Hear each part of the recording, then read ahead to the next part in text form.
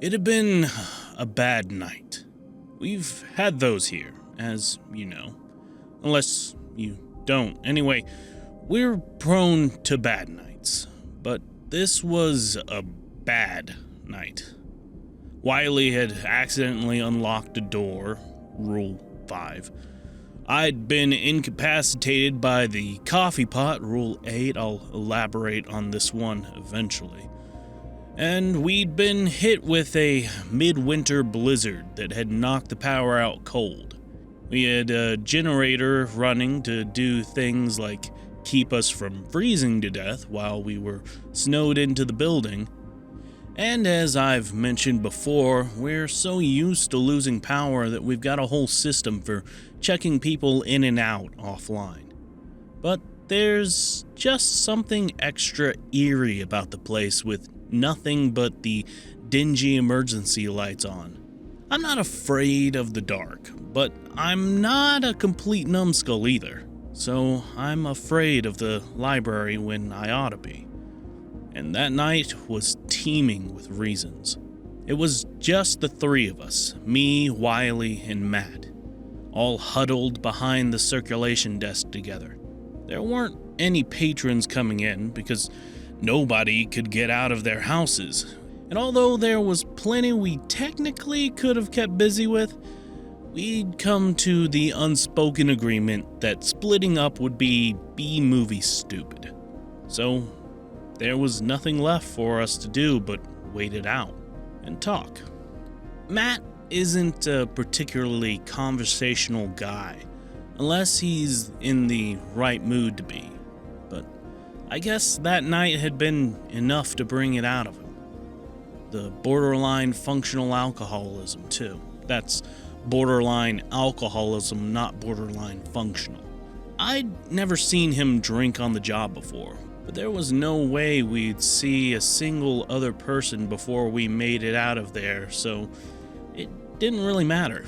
Also, his establishment, his business, above my pay grade to question. He wasn't drunk yet, but he'd been nursing a tumbler of bourbon for the better part of the night, and he was a little less inhibited than usual. "This fucking place," he muttered, raising his glass to me in question. I shook my head. I don't drink, which Matt knows and knew then, but it was the only solace he had to offer in the moment. Do you think it will always be worth it? I asked him, keeping it open. Wiley tried to swipe Matt's glass while he wasn't watching, earning them a swat to the back of the head. I'm fairly sure they were of legal drinking age, but Matt's always looked at them way too much like his kid to be cool with installing any bad habits in them. "I don't know if it's ever been worth it," he admitted. "But it's my responsibility now." I stood from my seat, pushing myself up onto the desk so that I'd be fully facing him. What do you mean, now? Matt hesitated. "Jesus, I need a smoke." He sighed. "It's complicated. This building can't just fall into anybody's lap. The man who owned it before me, he didn't run it as a library, but he did run it with the same understanding of what we have today. Before I took it over, it was a dry cleaners." "So close," I muttered under my breath. "What?" "Oh, nothing. I just thought it was probably a laundromat, 'cause... Never mind. Go on." Matt went on. "His name was Jung Hiroshi. He and his father migrated from Osaka when he was in his teens after his mother passed away.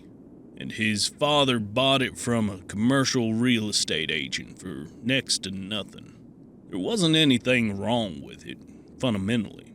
No issues with the foundation, nothing electrical, nothing the inspectors couldn't find. He knew it didn't make sense that they were selling it so cheap, but he just chalked it up to them wanting it out of their hair. It wasn't being used for anything at the time, which meant it was easy enough to renovate. And the Hiroshis had run a dry cleaning service back in Japan, so they knew what they were doing. Made a decent living pretty quick. Everything was going smoothly at first. They were adjusting well, fitting into the community.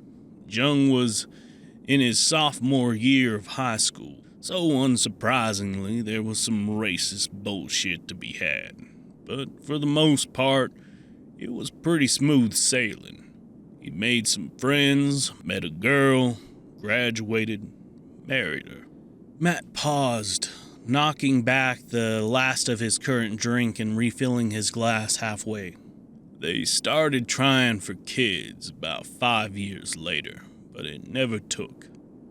They both had all the tests run, and the doctors said everything seemed to be in working order. My opinion, the universe was looking out for some poor sucker who would have inherited this place one day. So wait, how did you end up with it? Wiley asked. How did you even meet? You don't seem like the kind of guy who's ever had anything dry cleaned. Matt lazily held up a hand, signaling that Wiley wait. I'll get there, he said. Anyway, not only could they not get pregnant, but around that same time, Jung found out his father was sick. Cancer. It spread to his lymph nodes before they'd caught it. It was so aggressive that none of the oncologists they spoke to recommended that they even try treatment. They said it would just cause him more pain, put his body under more stress. Obviously, Jung and his wife put the idea of starting a family on the back burner. His father declined alarmingly quickly, and one evening he called Jung to his bedside for a talk about the business of all things. Jung tried to tell him it wasn't important, that he would handle all the technicalities himself when the time came, but his father was insistent. There were things Jung didn't know, he said. Things he had to prepare for. Jung had spent his fair share of time in the shop, especially in the few years since he graduated high school, but not nearly to the capacity that his father had, and not ever alone. His father made sure of that. The largest difference between then and now is that their hours of operation were typical for a business. They were open during the day, 9 to 7 through the week, 9 to 5 on the weekends. Things are calmer during the day. Wiley can attest to that, yeah? Oh yeah. I mean, it's not like everything just stops, but it's just a whole lot different. If you'd ever been here during the day, you could totally write everything off as something innocent. Exactly, Matt concurred. So, having never been inside past closing time, Jung didn't know to be wary. And the most dangerous thing you can do in this building is to be oblivious to it. His father had to be sure he was ready for what was to come. So Jung sat down at his father's bedside, and his father began to tell him a story. One that Jung eventually told me. It went a little like this. Once upon a time there was a herbalist. She worked quietly and discreetly from her home for many years. But eventually, her clientele grew so large that she outgrown her small space and sought out a local landowner for an opportunity to lease a property from. He had just one open, he told her, but she was welcome to it if she could pay the price. She was shocked. She expected protest, if not flat-out refusal. It was far past the age of true witch trials, but still, men didn't tend to take too kindly to women in medicine, not to mention ones who opened their own honest businesses to practice it. But he was wholly uninterested in her operations so long as they brought him money each month. So she signed the contract on the spot, and that was it. The building was hers. A fair few years passed and all went swimmingly. The woman never married, nor did she bear children, but she was successful and fruitful, and a pillar of her community. She healed the sick, soothed the restless, and helped those on their way out of this life through to the other side, until the unthinkable happened. Of course, health is fickle. There was plenty of occasions on which she was unable to cure an ailment. But this was different. One evening, a mother bustled into the apothecary, holding her son to her chest. He was wrapped in a blanket, and the herbalist expected to see an infant. But when the mother lay him down on the work table in the shop, she saw he was a young boy, perhaps 5 or 6 years old. "What troubles him?" the herbalist asked, rushing to his side. "A fever," the boy's mother replied. "I've bathed him in ice, kept him from food, given him plenty of water, but nothing will bring it down. Please help him." "Of course," said the herbalist. "A bit of willow tincture, and he should be good as new." The boy's mother gripped the herbalist's hand. "Thank you," she said. "I haven't much, but I'll pay what I can." The herbalist waved her off. "I won't hear of it," she insisted. "The work is payment enough." Once she had fetched the tincture, she turned the boy onto his back and wet his lips with a sponge to encourage them to part. He wasn't conscious, but his frail body complied, his tongue darting out to catch the moisture. "Very good," the herbalist encouraged, though she was sure the boy couldn't hear her. Swiftly, she unscrewed the tincture's dropper cap and squeezed the top to fill the syringe, lifting it to the boy's open mouth and releasing it at a gradual but steady pace. "Is that it?" his mother asked after a moment. "It is," the herbalist confirmed. "He should wake improved in a couple of hours. If his fever raises again, bring him back to me." The mother and son took their leave. They had only been gone less than an hour, however, when they returned. The mother frantic, the boy convulsing in her arms. And Matt shook himself out of the retelling, his eyes downcast, and chugged down another few fingers of bourbon. "Well," he said, "you can probably gather the rest. Anyway, turned out the son was deathly allergic to salicin, which is the active ingredient in willow bark. Killed him as soon as it set in." Shit. Wiley whispered, fists pressed to their mouth. "Yeah."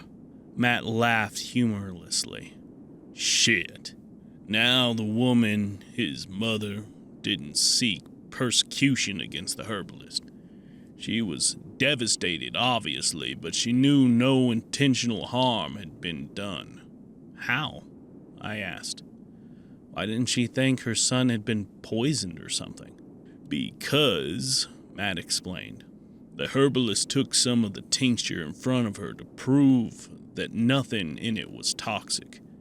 And when that still wasn't enough to completely convince her, she asked to take some herself. Apparently she said she'd at least be with her boy if it killed her. But it didn't, of course. And as fucked up as she was about the whole thing, she wasn't willing to cast blame where it wasn't due. But it was a village, a small one at that. Word traveled quickly, and soon there wasn't a person within earshot who didn't know the woman's son had died at the hands of the herbalist. So, of course, she was ostracized from the community as a whole, which meant... No income? Wiley guessed. Matt shook a finger at them pointedly. That's right. No income. Nobody was paying or trading for her tinctures or balms or teas anymore. There was only so much she could forge, especially in winter. She was on her way to starving to death quick, and she made her peace with that fact. In her eyes, it was her penance. She knew she hadn't killed the boy on purpose, but she still believed she deserved her suffering for taking the life of an innocent. So she resigned herself to her fate. But then, as the herbalist slept, she dreamed, and in her dream there was a figure, tall and lean and shadowy black. It approached her as she was in reality, laying on her side in her bed, and brushed a lock of her fragile hair away from her ear. "I am the scorekeeper," it rasped, hot breath tickling her neck. "I was called to pay you a visit. Do you wish to settle a debt?" The herbalist watched her own unmoving body from above, well aware that she wasn't awake, but wishing still that she could communicate somehow, because she did wish to settle a debt, and she thought that maybe it would help make peace with her passing if she said so, even to a dream. When the scorekeeper spoke again, she was startled at its words. "Worry not. What you mean to speak aloud, speak instead within your soul. I will understand." The herbalist wasn't sure if she believed this, but then again, it was a dream. Her dream. Why shouldn't it be able to read her thoughts? So she opened her heart to the scorekeeper, letting the torment and the turmoil and anguish of the death of the child overtake her spirit so intensely she feared she may never reel it in. She agonized for the boy, for the unfairness of all the years she had inevitably robbed him, for the suffering she had been entrusted to ease, for the hollow, empty life of his mother. She ached for what she had done, intentional or not.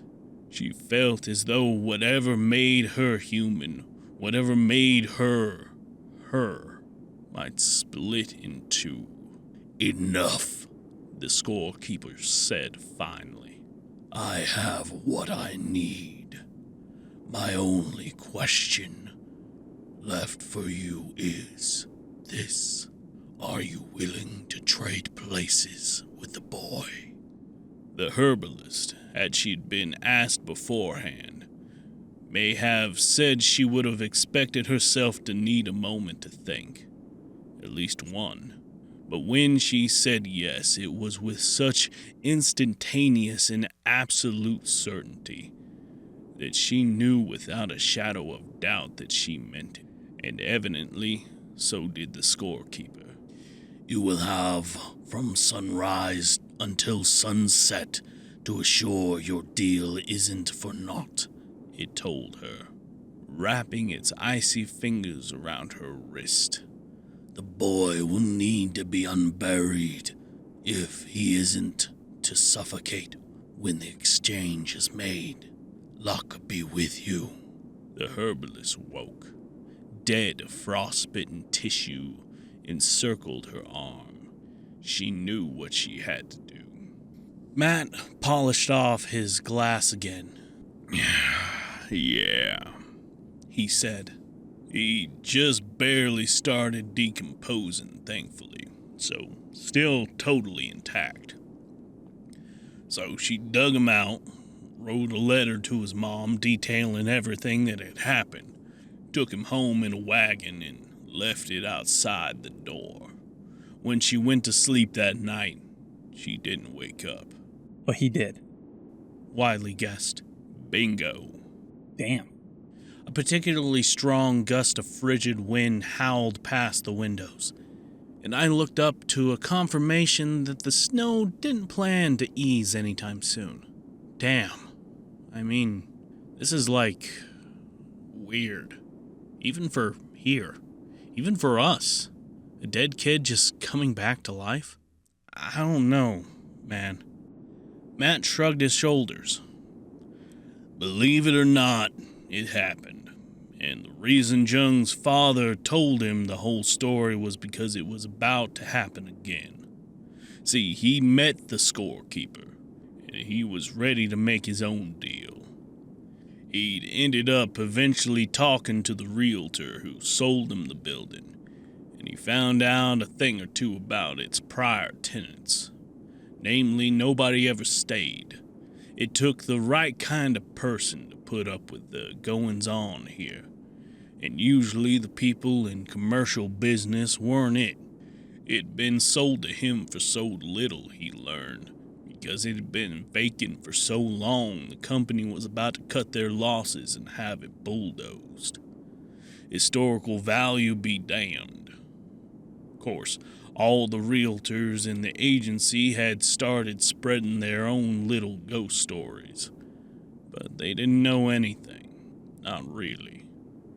The scorekeeper, it turned out, only showed itself to people who were contractually responsible for the building, and who it knew it could proposition with a deal. So when it approached Jung's father, it told him the story of the last deal it had made, what felt like lifetimes ago. Well, showed him, more like. When the scorekeeper got close enough, it put its hand on his forehead and projected its exchange with the herbalist, almost like a movie, into his mind's eye. That and everything that had followed. Once a certain kind of sacrifice had been made in any given spot, something about it changes. The scorekeeper showed Jung's father the evolution of this place, the renovations and the partial demos and the reconstructions and all the nasty, nightmarish shit that had been drawn here since the first time somebody willingly gave their life inside. When it was over, he knew what his own deal would be, and that he was going to take it, as long as his son complied with his ultimatum. What the scorekeeper offered him was a grandchild, one that he would never meet. His life in exchange for his son's ability to have a baby. He was dying already, but even if he hadn't been, he said he'd still have taken it. All he asked in return was that Jung promised to get away, sell the building, leave the state, or hell, the country if he wanted to. Just go somewhere that the baby could never be exposed to this place. Jung still didn't believe it, still thought his dad was just on the brink of death and delusional, but he agreed just to humor the old man, and that was that. Until he spent his first and only night here alone. I don't know exactly what happened, what he saw. I didn't ask. But I know he was here later than he ever had been, running reports. And after whatever happened, he never set foot inside again. The next week, his father passed. The week after that, his wife got a positive pregnancy test. He listed the building the same day. Had all the equipment cleared out, locks changed, the whole nine. And I just happened to be the first unlucky fucker looking for a spot. Before he signed the title over to me, he asked me a bunch of weird-ass questions. If I had a family, if I ever planned to, if anybody was dependent on me. Kept saying he didn't want to do this, that he wouldn't if he had any other choice, but he had to have the money. And then he told me everything. I thought he was off his rocker, of course, or just trying to fuck with me. I basically told him to stick it where the sun don't shine and gave him his check. Didn't take long to realize I'd fucked up. He gave me his number when we met and told me to call if I had any questions, but warned me that the deal was final. I don't know what made me keep it, but I thank my lucky fucking stars every day that I did. He didn't have a lot of advice for me, seeing as how he hadn't actually experienced any of what went on firsthand. But at the very least, he could assure me I wasn't on my last marble. And that was more comfort than I could have asked for at the time. He tried to talk me into just letting the place rot, but I knew I couldn't. Somebody would have come sniffing around eventually, and I'm not broke, but I'm not impervious enough to a high enough offer either, which I knew I'd get eventually if I just let it sit here. Believe it or not, I got one or two morals. They wouldn't let me pawn this bullshit off on anybody else. Jung's situation was different. If I had been in his shoes, I would have done the same. He had a wife to look out for, and a baby, and a future. But I just had me, so I kept it. And now it's just like, people need this place, you know? So, here we are, and I've dragged you into it with me because, I don't know, maybe I'm a pussy, or maybe I was lonely, or maybe I'm just a bad fucking person. But you don't leave. None of you ever leaves. Even when it gets bad. I think maybe that's because I do an okay job of keeping you safe. So, I'll keep at it as long as you will. And when we've all decided we can't take it anymore, then we'll reevaluate, I guess. Matt began to slur a little now, and he took one last long drink before sliding his glass down the counter. We still talk from time to time. Jung pretends it's just catch up, but he's really checking in, keeping tabs, making sure I hadn't died. I ask him how his family is. He asks how work's going. I tell him everything is fine and that's just understood code for I'm alive. We're all still alive. Feels like it ought to count for something. It does. Wiley's voice was slightly strained, and they cleared their throat, clapping a hand gently on Matt's shoulder. It counts for a lot. And hey, if we didn't want to be here, we wouldn't. Okay? None of us. Right, Adam? Yeah, I agreed. Yeah, that's right. Hate to break it to you, but I think you're pretty well stuck with all of us at this point. The corner of Matt's lips tilted up. He blew a breath of laughter out of his nose. Well, that's good to hear, he said, because one of these days the scorekeeper's coming for me.